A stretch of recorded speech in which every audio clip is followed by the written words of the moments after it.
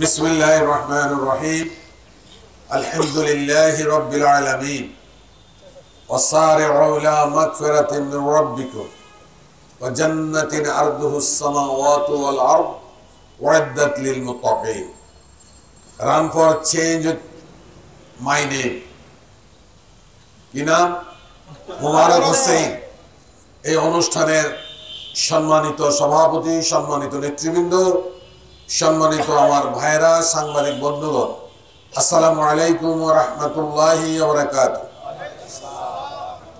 এটা পরিবর্তন বাংলাদেশ জামাত ইসলামী প্রথম সারা বাংলাদেশে 5 আগস্টের পরে সারা জাতিকে শুনিয়েছিল। জাতি বাংলাদেশ জামাত ইসলামী ডাক্তার শফিকুর রহমানকেও আশ্বস্ত করেছিল আমরা একটা পরিবর্তন চাই। এই 54 বছরের ভূমিধরা সমাজ এবং পস্তাপচা রাজনীতি এদেশের মানুষকে সম্মান তো দিতেই পারেনি, স্বাভাবিক জীবনে বসবাস করার সুযোগ দেয়নি। তাই বাংলাদেশ জামাত ইসলামীর প্রতিজ্ঞা, আগামীর বাংলাদেশ হবে মানবিক বাংলাদেশ, আগামীর বাংলাদেশ হবে দুর্নীতিবিহীন বাংলাদেশ, আগামীর বাংলাদেশ হবে বিশ্বের কাছে মানচিত্রে সমাদৃত করার একটি বাংলাদেশ।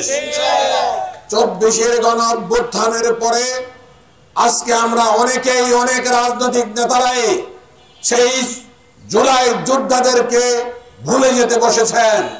বাংলাদেশ জামাত ইসলামীর সম্মানিত আমির ডাক্তার শফিকুর রহমান সেই 7 আগস্টের পর থেকে এখন পর্যন্ত সেই জুলাই যোদ্ধা যারা শহীদ হয়েছেন তাদেরকে সবসময় আমরা সম্মানের চোখে দেখি, তাদের পরিবারের খোঁজ নিই এবং যারা আহত হয়েছেন তাদেরকে আমরা সম্মান জানিয়ে তাদের খোঁজ খবর আমরা নিচ্ছি। সম্মানিত ভাইরা, সেই আগস্টের পর থেকেই এই পর্যন্ত আমরা বাংলাদেশকে বিশ্বের মানচিত্রে পরিচিত করানোর জন্য সমস্ত ধরনের বক্তব্য আমরা দিয়ে আসছি। আগামীর 26-এ নির্বাচন বাংলাদেশ জামাত ইসলামী একটি পরিবর্তনশীল বাংলাদেশ চায়।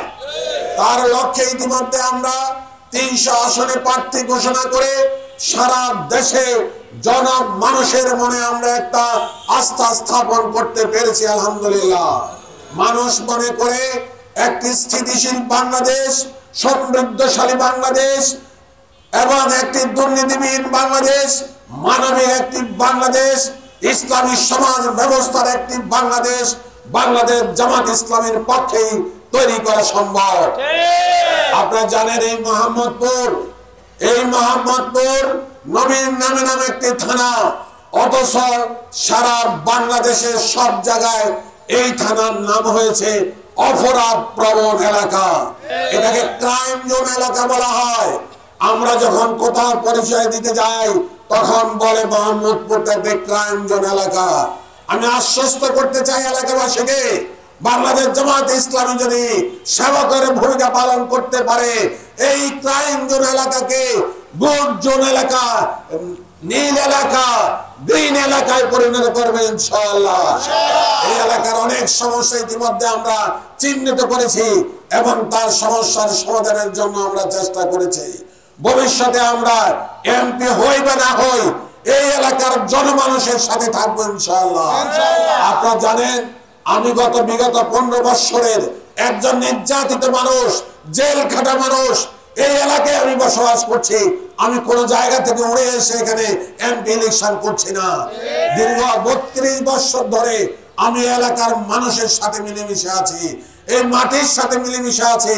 ভবিষ্যতে ইনশাআল্লাহ যে কোনো অবস্থাতে হোক এই যে মানুষের সাথে, এই মোহাম্মদপুরবাসীর সাথে আমি মিলেমিশে থাকবো ইনশাআল্লাহ। আজকের যে পরিবর্তনের জন্য যারা আয়োজন করেছেন আমি সমস্ত আয়োজককে ধন্যবাদ জানাই। এইভাবে আমরা দৌড়াবো। যে আয়াতটি দিয়ে শুরু করেছিলাম সে আয়াতের ব্যাখ্যা দিয়ে আমার বক্তব্য শেষ করব।